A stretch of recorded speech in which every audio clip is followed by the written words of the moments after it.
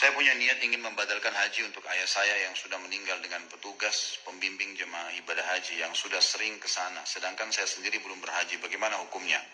Kata petugas haji tersebut biayanya sepertiga dari ongkos haji reguler.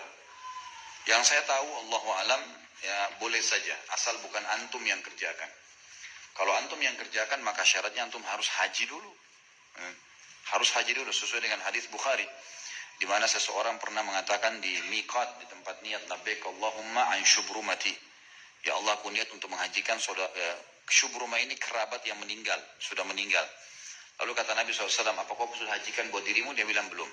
Maka kata Nabi SAW, haji buat dirimu, baru hajikan buat keluargamu yang sudah meninggal. Tapi kalau kita badalkan ke orang lain tidak masalah. Allahu a'lam. Ada kemarin lagi rame, yaitu tentang badal haji itu. Ada seorang ustadz yang memberikan statement bahwa badal haji itu tidak dalam Islam. Bisa jadi ceramah ustadznya panjang, juga cuma supri. Tapi yang jelas, badal haji itu ada. Badal itu adalah menggantikan orang yang tidak bisa berangkat haji. Jadi badal, sebutannya badal. Badal.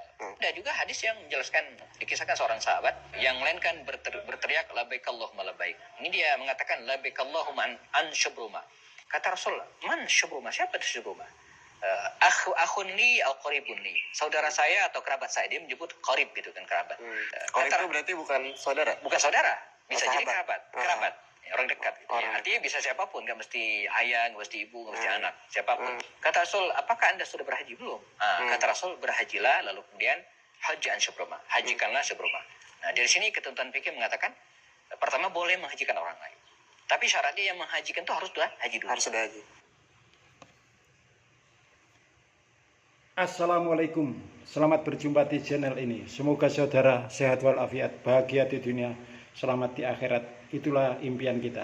Agar terwujud, mari kita berislam sesuai Al-Quran dan hadis. Mari kita mulai dengan Bismillahirrahmanirrahim. Tadi penceramah menarasikan tentang badal haji, yakni menghajikan orang lain, orang tua kita, saudara kita, dan seterusnya, yang tidak sempat berhaji. Dasar yang dipakai hadis. Bagi saya, kemarin berhaji. Waktu berhaji kemarin itu niatnya dulu itu mau menghajikan orang tua saya. Gitu, sudah meninggal. Daftar tahun 2012, berangkat tahun 25 kemarin itu. Karena waktu tahun 2012 itu saya kan tidak ngerti tentang Islam secara benar berdasarkan Al-Quran dan hadis terpilih. Daftarlah itu. Tapi setelah jalan, tiba-tiba saya menjadi paham bahwa badal haji itu dasarnya hadis itu bertentangan dengan Al-Quran. Ini contohnya, bahwa akan saya bacakan. Bismillahirrahmanirrahim. Alla taziru waziratun wizra ukhra wa alaysa lil insani ma sa'a. Demikian. Yaitu bahwasanya seorang yang berdosa tidak akan memikul dosa orang lain, dan bahwasanya seorang manusia tidak akan memperoleh selain apa yang dikerjakannya. Jadi ibadah itu kewajiban bagi orang yang hidup, bukan yang sudah meninggal. Dan rewet atas kinerja itu bagi masing-masing orang tidak bisa diwakilkan kalau menurut ayat ini. Jadi kalau kita berhaji terus